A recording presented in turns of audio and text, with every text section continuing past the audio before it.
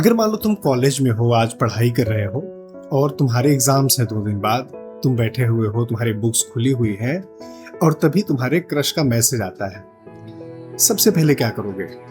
पढ़ाई करोगे या उसे रिप्लाई करोगे? और ये सिर्फ तुम्हारी कहानी नहीं है, स्टूडेंट लाइफ में सबके साथ ये होता है। सबके साथ ये डिलेमा आता है, सबके साथ वो बैलेंस कैसे करूं वाला चैलेंज आता है। और सबकी लाइफ अलग तरीके से होती है, सबके रिस्पॉन्सेज भी अलग तरीके से होते हैं। सबसे पहले कमेंट बॉक्स में अभी लिख कर ये बताओ कि ऐसी सिचुएशन में तुम क्या करोगे। क्या तुम तुरंत रिप्लाई करोगे या तुम पढ़ने बैठोगे, सीन करके छोड़ दोगे? क्या करोगे? कॉलेज आते ही ना सबसे पहली चीज जो हमें मिलती है वो है फ्रीडम। अभी तक हम अपने घर में रहते थे, अपने शहर में रहते थे, स्कूल्स में थे।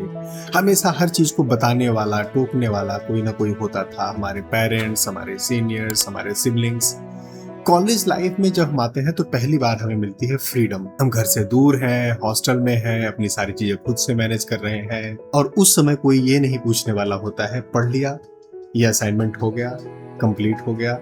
और साथ ही साथ आती है रिस्पॉन्सिबिलिटीज असाइनमेंट कंप्लीट करने की, चैप्टर्स कंप्लीट करने की, अटेंडेंस की, इंटर्नशिप की, प्लेसमेंट्स की। और सबसे बड़ी रिस्पॉन्सिबिलिटी आती है कि मुझे लाइफ में कुछ बड़ा बनना है, मुझे लाइफ में कुछ बड़ा करना है। और इन्हीं बीच आती है फीलिंग्स, क्योंकि आप रोबोट नहीं है, आप ह्यूमन बीइंग्स हैं। तो फीलिंग आना बहुत ही नॉर्मल है। आपका अपने आपके रूममेट के साथ नॉर्मल दोस्ती वाली फीलिंग होती है, लेकिन कोई क्लासमेट है जो आपका रूममेट है, उसकी कोई फ्रेंड है, इस तरीके का कोई सीनियर है, कोई जूनियर है, किसी ना किसी के लिए फीलिंग आती है। और यहाँ पर कॉलेज में रिलेशनशिप की नींव पड़ती है। स्टडीज बताती हैं कि कॉलेज में रिलेशनशिप का होना बहुत ही नॉर्मल सी बात है, लेकिन ये बहुत ही कॉम्प्लिकेटेड भी होती है। लेकिन पता है, इसमें सबसे इंपॉर्टेंट चीज होती है प्रॉब्लम्स की। पहली प्रॉब्लम आती है टाइम की। आपके पास वही 24 घंटे हैं। उन्हीं 24 घंटे में आपको अटेंडेंस भी देखना है, अपने असाइनमेंट्स भी कंप्लीट करने हैं, चैप्टर्स भी कंप्लीट करने हैं, नोट्स भी लिखना है, जो आपको चीजें दी जाती हैं, केसेस दी जाती हैं, अलग अलग तरीके के काम दिए जाते हैं कॉलेज से, वो सारी चीजें भी कंप्लीट करना है। और रिलेशनशिप को भी मैनेज करना है। साथ में आपको चैट, फोन, ये सारी चीजें मैनेज करनी है। अब होता क्या है कि हम अपने स्कूल लाइफ में कितने भी अच्छे स्टूडेंट्स रहे हों, बट यहाँ पर अलग अलग तरीके के स्टूडेंट्स आते हैं और ज्यादातर हमारे बराबर या हमसे बेहतरीन होते हैं।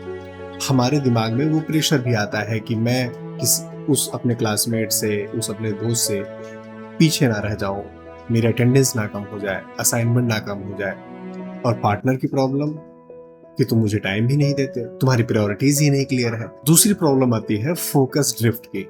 आपका फोकस हिल जाता है। आप अभी तक पढ़ाई पे फोकस कर रहे थे क्योंकि आपकी जिंदगी में वही सेंटर था। अभी आपको असाइनमेंट कंप्लीट करना था, अटेंडेंस आप कंप्लीट करनी थी, क्लासेस सारी अटेंड करनी थी, लेक्चर सुनने थे। लेकिन अब रिलेशनशिप होने की वजह से वो आपका फोकस शिफ्ट हो जाता है। थोड़ा सा जो पढ़ाई जो आपकी सेंटर हुआ करती थी लाइफ की, अब वो बगल में चली जाती है और आपके लाइफ के सेंटर में आ जाता है रिलेशनशिप। तीसरी प्रॉब्लम आती है इमोशनल डिपेंडेंसी की। आपकी पार्टनर के साथ आपकी लड़ाई हो गई, मूड खराब हो गया, उससे झगड़ा हो गया, दुखी हो गए, ब्रेकअप हो गया, दिमाग में वही चीजें चल रही है हमेशा। एग्जाम हॉल में बैठे हुए हैं, उस समय भी दिमाग में वही चल रहा है। और ये जो इमोशनल डिपेंडेंसी होती है, ये आपकी प्रोडक्टिविटी को डिक्रीज करती है, खत्म करती है। आपका मूड अच्छा है, रिलेशनशिप अच्छा चल रहा है, तो आप अच्छा पढ़ रहे हो, अच्छी तरीके से टाइम स्पेंड कर रहे हो, स्ट्रेस में नहीं हो। लेकिन अगर रिलेशनशिप आपका खराब चल रहा है, किसी तरीके की प्रॉब्लम हो गई, तो आपका मूड खराब हो गया, आप स्ट्रेस में आ गए, ब्रेकअप हो गया, और फिर आपकी प्रोडक्टिविटी भी डिक्रीज हो जाती है। चौथी प्रॉब्लम आती है फोमो फ्रॉम बोथ साइड। दोनों साइड से प्रॉब्लम आती है कि यार मैं अकेला ना रह जाऊं, मैं अलग ना रह जाऊं, वो मुझे इग्नोर क्यों कर रहा है, वो मुझे इग्नोर क्यों कर रही है। और इससे केवल हमारा फोकस शिफ्ट नहीं होता, हम इमोशनली एग्जॉस्टेड भी हो जाते हैं। और पांचवी प्रॉब्लम आती है फैमिली प्रेशर एंड सीक्रेसी की। घर पे बता नहीं सकते, ये अभी समय वैसा नहीं है, कॉलेज की प्लेसमेंट हुई नहीं है, घर पे ये चीज, तो फिर वो दोहरी जिंदगी हम जीने लगते हैं। और वो दोहरी जिंदगी जीते जीते हम कब दो अलग आइडेंटिटी अपनी बना लेते हैं, हमें खुद भी नहीं पता चलता। अच्छा, कॉलेज में रिलेशनशिप के केवल डार्क साइड्स ही नहीं है, कुछ बेनिफिट भी होते हैं। पहला बेनिफिट है इमोशनल सपोर्ट। जैसे हम घर से दूर रहते हैं तो अभी घर पे हम क्या है, तो हमारे सिबलिंग्स हैं, हमारे पेरेंट्स हैं, हमें एक बात होती है, हम एक दूसरे से बातें शेयर कर लेते हैं, एक इमोशनल सपोर्ट होता है। जब घर से दूर रहते हैं, लगातार अपने फैमिलियर चेहरों को नहीं देख रहे होते हैं, तो हम इमोशनली कहीं ना कहीं टूट से जाते हैं, या इमोशनली हमारे अंदर एक वैकेंसी सी हो जाती है। अगर ऐसे समय पे कोई ऐसा हो जो फैमिलियर इमोशन जिसके साथ हो, अटैचमेंट हो जिसके साथ, वो आपके लिए एक इमोशनल सपोर्ट बनता है। दूसरा बेनिफिट होता है कि अगर आपका पार्टनर अकाउंटेबल है और वो आपको मोटिवेट कर रहा है, जैसे असाइनमेंट कंप्लीट हुआ कि नहीं, ये वाला लेक्चर मिस क्यों कर दिया, ये वाला लेक्चर जाके लो, जिंदगी में आगे बढ़ना है, चलो दोनों पढ़ाई करते हैं, है ना।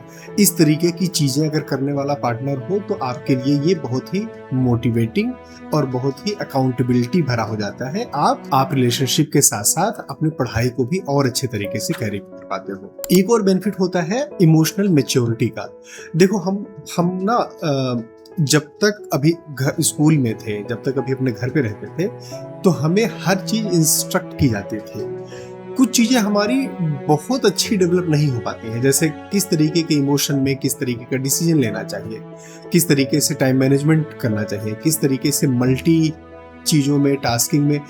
अगर आप रिलेशनशिप में होते हैं तो ये चीजें आपकी बेटर होती हैं। ऑफ कोर्स, अगर आपकी टॉक्सिक लाइफ नहीं है तो, अगर आपका रिलेशनशिप टॉक्सिक नहीं है तो ये आपको कम्युनिकेशन आपका बेटर करता है, इमोशनल मैच्योरिटी आपकी बेटर होती है, आप बाउंड्रीज डिफाइन करना सीखते हो, आप एम्पैथी सीखते हो, आप कॉन्फ्लिक्ट हैंडलिंग सीखते हो, और ये सारी चीजें तुरंत तो काम आती हैं, आपकी जिंदगी में पूरी जिंदगी ये चीजें काम आने वाली चीज है। और सबसे बड़ा फायदा इसका होता है लोनलीनेस से बचाव। हम अपने घर से जब दूर रहते हैं ना, तो हमें लोनलीनेस सा लगता है, कितने भी हमारे दोस्त बन जाए, कितने भी हम क्लास में इन्वॉल्व हो जाए, पढ़ाई में इन्वॉल्व हो जाए, बट वो जो एक अपनेपन वाली फीलिंग होती है वो हमेशा मिसिंग रहती है। और अगर आप रिलेशनशिप में हैं अपने कॉलेज में, तो आपको ये लोनलेस से बचाने वाली भी होती है।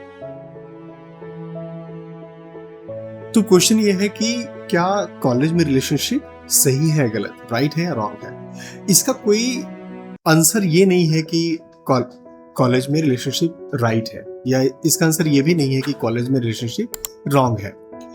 राइट और रॉन्ग जैसा इसमें कुछ है ही नहीं। ये डिपेंड करता है कि आप किस तरीके के स्टूडेंट हो। दो तीन तरीके के स्टूडेंट्स होते हैं। एक होते हैं डूअर्स, जो हर चीज करते हैं, उनका प्लान करते हैं, असाइनमेंट कंप्लीट करते हैं, पढ़ाई पर भी ध्यान दे रहे हैं, रिलेशनशिप को भी बैलेंस करके चल रहे हैं। दूसरे होते हैं ड्रीमर्स। ड्रीमर्स हर चीज के बारे में केवल प्लानिंग करेंगे, एक्शन नहीं लेंगे। रिलेशनशिप अच्छे से चला रहे हैं, कॉलेज बंक करना है कर रहे हैं, अटेंडेंस करना है तो कर रहे हैं। वो इमोशन से गवर्न होते हैं।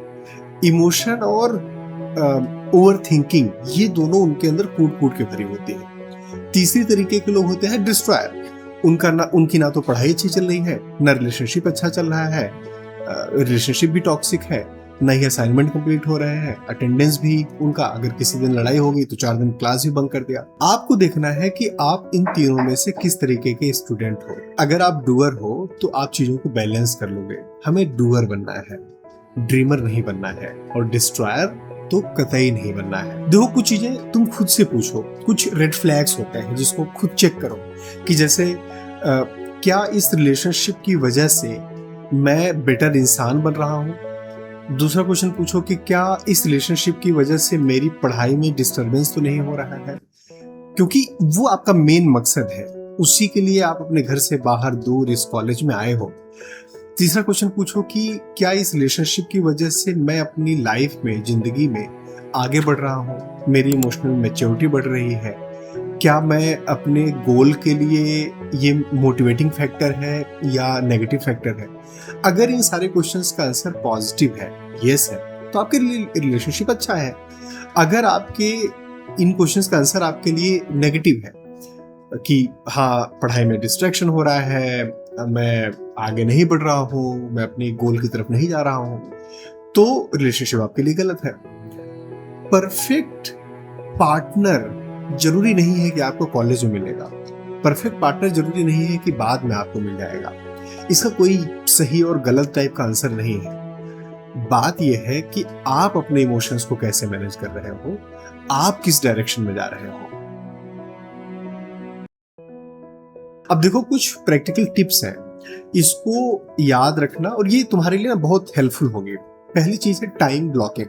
टाइम ब्लॉक करना बहुत इंपॉर्टेंट है। जैसे ये 5 घंटे पढ़ाई के हैं, तो वो 5 घंटे पढ़ाई के हैं, उसमें फिर किसी भी तरीके का टेक्स्ट आ जाए, कोई बात आ जाए, मिलना है, आज अभी मैं फ्री हूँ, कुछ भी नहीं। पढ़ाई का टाइम पढ़ाई का टाइम, क्योंकि आपका अल्टीमेट ऑब्जेक्टिव कॉलेज में आने का रिलेशनशिप आना नहीं था। आपका अल्टीमेट ऑब्जेक्टिव कॉलेज में आने का था कि मैं जिंदगी में कुछ बड़ा करूंगा, कुछ डिग्री लूंगा, है ना, प्लेसमेंट लूंगा, कुछ सीखूंगा। दूसरा, स्टडी डेट्स, जैसे कि मिलना है तो साथ में बैठना है ना, तो लाइब्रेरी चलते हैं, मॉल नहीं जाते, लाइब्रेरी चलते हैं। आपस में बातें करनी है तो क्लास के बारे में, असाइनमेंट के बारे में, उसको मिलके कंप्लीट कैसे करना है, इसके बारे में फोकस करो। तीसरा है क्लियर कम्युनिकेशन। देखो, बहुत इंपॉर्टेंट चीज है, बहुत ही क्लियर कम्युनिकेशन रखना और बहुत ही स्पेसिफिक बाउंड्री बनाकर रखना। आपका इस रिलेशनशिप से क्या एक्सपेक्टेशन है, एक दूसरे से क्या एक्सपेक्टेशन है, इमोशनली कितने एक दूसरे से कनेक्टेड हो। ये जितना ज्यादा क्लियर कम्युनिकेट करोगे और जितना वेल डिफाइंड बाउंड्री रखोगे, तुम्हारे लिए ये कॉलेज का रिलेशनशिप उतना ही बेटर करेगा। अदरवाइज ये आपको डिस्ट्रॉय कर देगा। और फिर सेमेस्टर वाइज प्लान बनाओ। हर सेमेस्टर में एक जैसा टाइम आप स्पेंड नहीं कर पाओगे। अभी एग्जाम का टाइम है तो कम मिलना है, कम बातें करनी है ना, फोकस करना है एक दूसरे से। अगर बातें भी करनी है तो ये बात करना चाहिए, तेरे कितना चैप्टर हो गया, तूने कितना पढ़ लिया, क्या हो गया, कौन पीछे है, कौन आगे है, एक दूसरे को मोटिवेट करना, एक दूसरे को बताना। वैकेशन टाइम है तो थोड़ा सा ज्यादा टाइम देना है, फिर एक दूसरे के साथ थोड़ा ज्यादा टाइम स्पेंड कर सकते हैं, क्वालिटी टाइम स्पेंड कर सकते हैं। इन चीजों का ध्यान रखना पड़ेगा। आखिरी बात यह है कि रिलेशनशिप सही या गलत जैसा कुछ भी नहीं है। रिलेशनशिप तब सही बनता है जब आप इसको अपने मोटिवेशन के लिए, अपने ग्रोथ प्लान के लिए, अपने फ्यूचर के लिए सही तरीके से यूज करते हो, तो आपके लिए रिलेशनशिप सही है। और अगर ये आपकी लाइफ को डिस्ट्रॉय कर रहा है, किसी भी तरीके से आप इसको बैलेंस नहीं कर पा रहे हो, तो आपके लिए रिलेशनशिप सही नहीं है। मुझे उम्मीद है ये वीडियो आपको पसंद आई होगी। अगर पसंद आई तो प्लीज इस वीडियो को लाइक करिए, शेयर करिए अपने दोस्तों के साथ, अपने कॉलेज के ग्रुप में भेजिए, अपने कॉलेज के दोस्तों से बोलिए इसे देखने के लिए, रेड करने के लिए। और हाँ, जब ये सारी चीज़ें कर रहे हो, आप कॉलेज में मेहनत कर रहे हैं, कॉलेज में पढ़ाई कर रहे हैं, प्लेसमेंट के लिए भाग रहे हैं, तो उस समय अपनी हेल्थ का और अपनी मेंटल हेल्थ का बहुत बहुत ध्यान दीजिए। हमारी वीडियोस को देखते रहिए, अपना और अपनों का ख्याल रखिए। Thank you. जय हिंद।